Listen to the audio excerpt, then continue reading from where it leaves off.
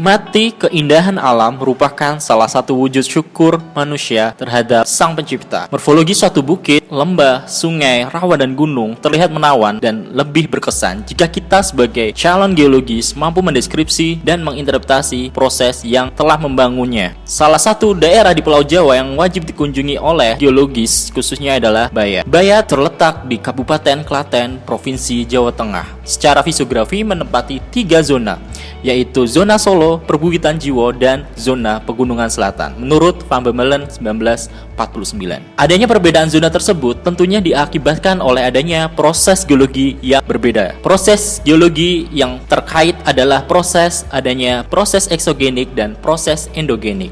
Proses eksogenik terkait dengan pelapukan fisik, kimia, erosi, dan gerakan tanah. Tenaga endogen meliputi vulkanisme dan proses tektonik seperti adanya gempa bumi. Perbukitan Pegunungan Selatan merupakan perbukitan homoklin, terbagi menjadi 4 subzona, yaitu subzona Batu Ragung, subzona Cekungan Wonosari, subzona Kars Gunung Sewu, dan tinggian Panggung Masif.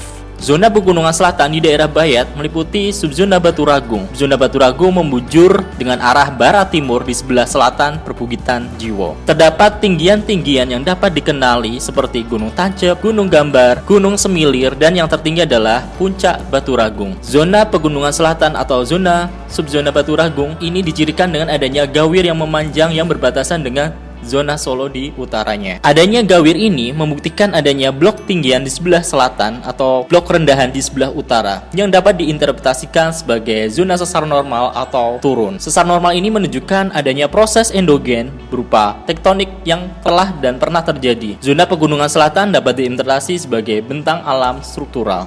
Perbukitan Jiwo di daerah Bayat dipisahkan oleh adanya Sungai Dengkeng yang merupakan anak sungai dari Sungai Bengawan Solo.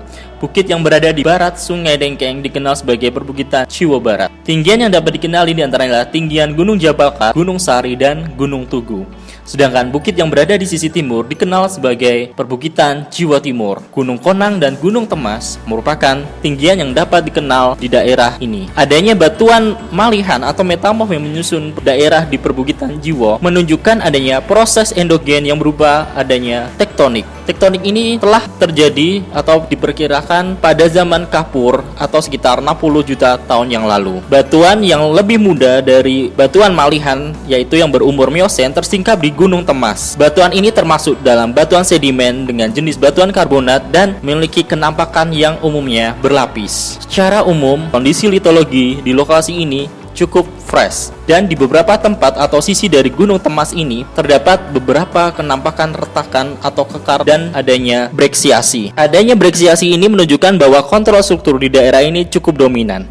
Arah memanjang breksiasi ini berarah timur laut barat daya atau sekitar N 250 derajat east dengan arah perlapisan batuan dengan strike relatif barat laut tenggara atau sekitar N 110 derajat east dengan dip 37 derajat. Dan di Gunung Temas ini kita juga dapat melihat di sebelah selatan yaitu adanya beberapa tinggian yaitu Gunung Oyang Kuto dan juga adanya Gunung Tancep. Geomorfologi di Gunung Temas menunjukkan adanya perbedaan sudut lereng yang berkisar 29 derajat dengan elevasi 150 sampai 200 meter. Melihat kondisi geologi, daerah Gunung Temas dapat digolongkan sebagai daerah dengan bentang alam struktural. Kenampakan bentang alam struktural yang tercermin di salah satu daerah terdapat di sebelah tenggara dari Gunung Temas yaitu Bukit Sumberan.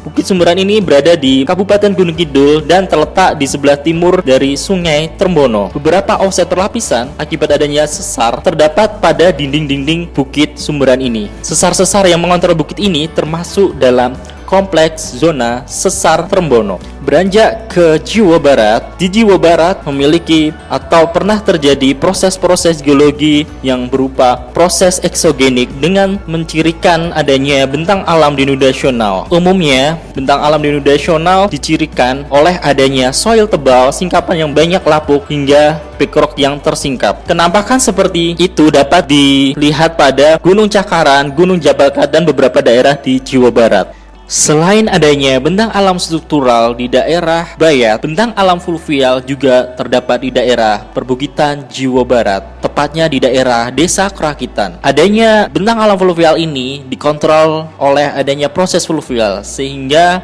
mengontrol terbentuknya rawa Jombor. Rawa ini membatasi perbukitan Jawa Barat di sebelah barat, atau tepatnya di sebelah barat Gunung Bodo. Adanya proses fluvial turut andil dalam pembentukan rawa ini dengan dijumpai adanya endapan di tepi rawa. Proses geomorfologi berupa eksogenik pun juga terdapat di daerah perbukitan Jawa Barat, tepatnya di daerah Gunung Cakaran. Adanya proses-proses denudasional tercermin di lapangan seperti soil tebal, singkapan yang banyak lapuk, hingga bedrock yang tersingkap. Penampakan seperti itu banyak tercermin dan menandai bahwa daerah ini dikontrol oleh bentang alam denudasional. Dengan adanya pemahaman secara menyeluruh mengenai relief ataupun topografi, litologi ataupun juga proses geologi, maka setidaknya identifikasi mengenai satuan geomorfologi hingga pada akhirnya nanti kita dapat membuat yang dinamakan peta geomorfologi. Nantinya pada akhirnya peta geomorfologi ini akan turut membantu dan mendukung dalam pembuatan peta geologi. Akhir kata, sekian selayang pandang geomorfologi daerah Bayat. Tetap semangat dan sampai jumpa di lain kesempatan.